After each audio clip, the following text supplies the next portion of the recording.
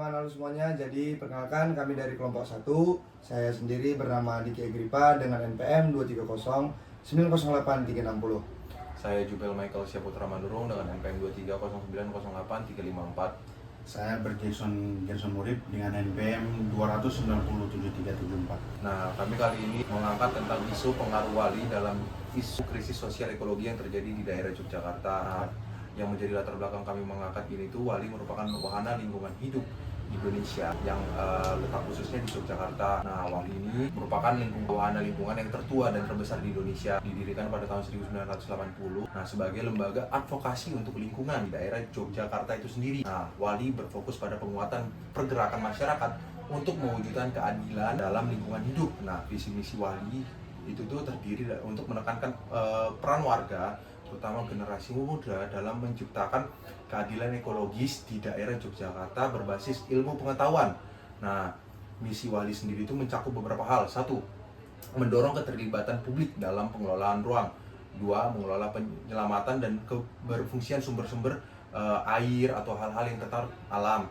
Yang ketiga itu mendorong kolektivitas dan kemandirian publik dalam penguraian bencana. Yang keempat itu mendorong penyelamatan sumber-sumber pangan lokal. Nah, yang selanjutnya itu membangun kekuatan di masa-masa kritis terkait bencana. Nah, terus ada yang terakhir itu mendorong kedaulatan rakyat dalam tata kendala ataupun tata kelola sumber daya alam, lingkungan, baik itu lingkungan hidup, melalui penguatan organisasi rakyat serta pengawalan kebijakan publik. Nah, selain ini, wali juga memiliki program kerja wali di Yogyakarta. Wali itu pernah melakukan Wali Goes to School. Nah, program ini tuh merupakan program yang dimana wali itu datang ke sekolah dan di situ dia memberikan semacam himbauan ataupun ilmu terhadap anak-anak tentang edukasi lingkungan, terus mengadakan lokakarya. Nah, tujuannya itu untuk menanamkan kesadaran lingkungan dari sejak dini kepada anak-anak untuk istilahnya anak-anak itu sadar lingkungan itu penting untuk dijaga. Selanjutnya, komunitas lokal dan warga yang terdampak. Bentuk relasinya mitra di lapangan dan kelompok yang didampingi. Wali menjalin kedekatan dengan masyarakat yang mengalami dampak langsung dari persoalan lingkungan seperti kawasan Sungai Progo, TPST Piungan, atau daerah pesisir. Relasi ini terwujud dalam bentuk pendampingan hukum, pengorganisasian warga hingga fasilitasi protes dan advokasi publik. Dan yang kedua, pemerintah daerah dan pusat. Mitra dialog sekaligus objek pengawasan kritis. Wali sering berinteraksi dengan lembaga pemerintah seperti Dinas Lingkungan Hidup, Bapeda, dan instansi pusat. Dan yang ketiga, kalangan akademisi dan peneliti.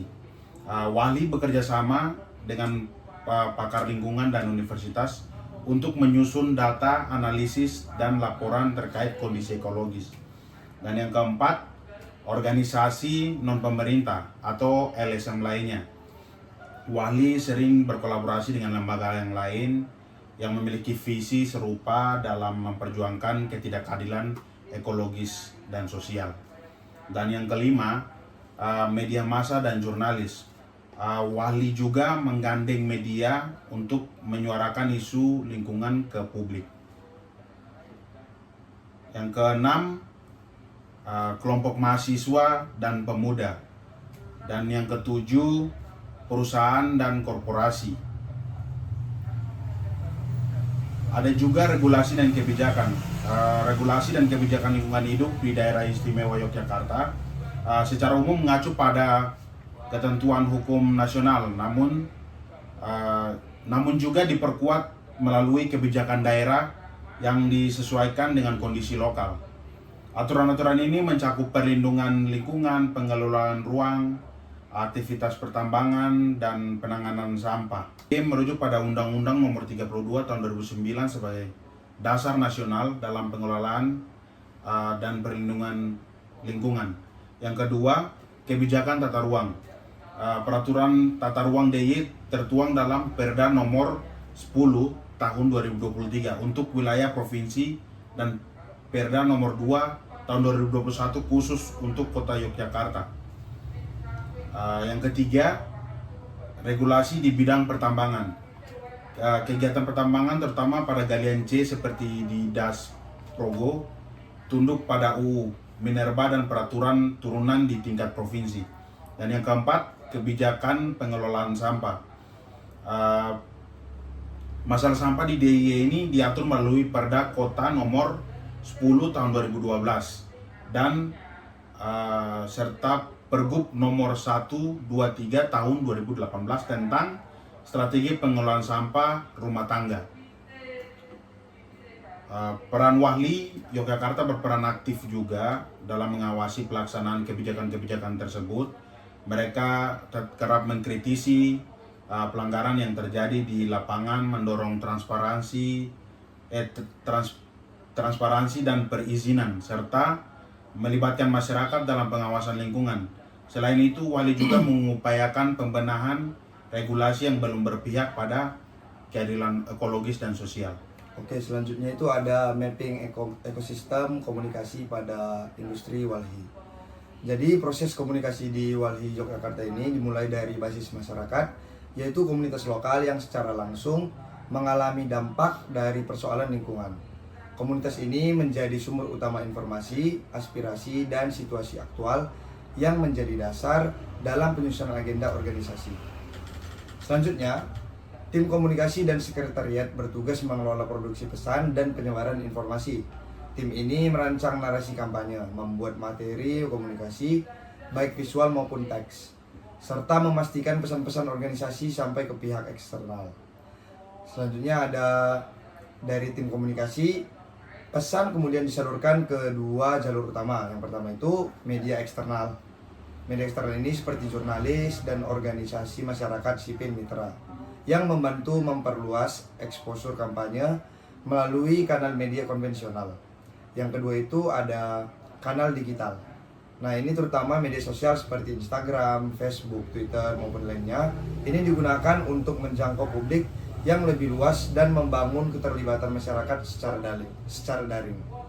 Selanjutnya ada peluang dan tantangan. Berdasarkan hasil wawancara dengan Dimas Ramadan selaku Deputi Direktur dari Walhi Yogyakarta. Nah, organisasi ini memiliki sejumlah potensi strategis dalam membangun pola komunikasi yang efektif, khususnya dalam konteks advokasi lingkungan. Salah satu kekuatan utama terletak pada hubungan yang erat dan dengan masyarakat akar rumput, yang tidak hanya menjadi sumber informasi lapangan, tetapi juga berfungsi sebagai fondasi penggerak utama kampanye isu lingkungan. Hubungan kerjasama yang terjalin dengan media massa serta organisasi masyarakat sipil lainnya juga membuka jalur distribusi pesan yang lebih luas dan cepat. Untuk kebutuhan komunikasi internal, penggunaan alat komunikasi seperti WhatsApp dan email telah membantu mempercepat koordinasi dan menjaga kesinambungan pertukaran informasi antar bagian di dalam organisasi. Nah, itu dikatakan oleh narasumber kami yaitu Dimas. Meskipun memiliki berbagai peluang tersebut, Walhi juga memiliki beberapa tantangan dalam mengelola komunikasi organisasi tersebut. Salah satu hambatan adalah kurangnya optimal sinkronisasi antar divisi dan wilayah kerja. Terlebih saat mereka harus merespon banyak persoalan lingkungan dalam waktu yang bersamaan. Nah, ditambah lagi ketergantungan yang cukup tinggi terhadap peran relawan menyebabkan kegiatan komunikasi ini terkadang tidak berjalan secara konsisten, terutama ketika tingkat keterlibatan relawan menurun. Selanjutnya itu, jadi oleh karena itu, Walhi ini membutuhkan penguatan kapasitas organisasi, baik dari sisi sumber daya manusia maupun strategi komunikasi, agar Walhi sendiri mempertahankan dan meningkatkan efektivitas kampanyenya di tengah dinamika informasi yang semakin cepat dan kompetitif. Kita masuk ke kesimpulan. Dari wawancara yang kami lakukan, diketahui bahwa Walhi tersebut memiliki potensi yang cukup besar dalam penguatan strategi komunikasi, khususnya di ranah advokasi lingkungan. Selain itu, pemanfaatan media sosial secara aktif turut membantu Walhi tersebut dalam memperluas jangkauan pesan ke kelompok masyarakat yang lebih luas, termasuk kalangan muda yang kini lebih responsif terhadap isu lingkungan. Jadi kami setelah mau wawancara dari Mas Dimas, dia juga memiliki saran, yaitu terdapat sejumlah langkah strategis yang dilakukan oleh Walhi. Pertama, itu adalah untuk mengurangi ketergantungan pada relawan. Organisasi ini dapat mempertimbangkan skema keterlibatan relawan jangka panjang atau berbasis komunitas yang lebih terstruktur. Baik, itu aja dari kami. Sekian dan terima kasih.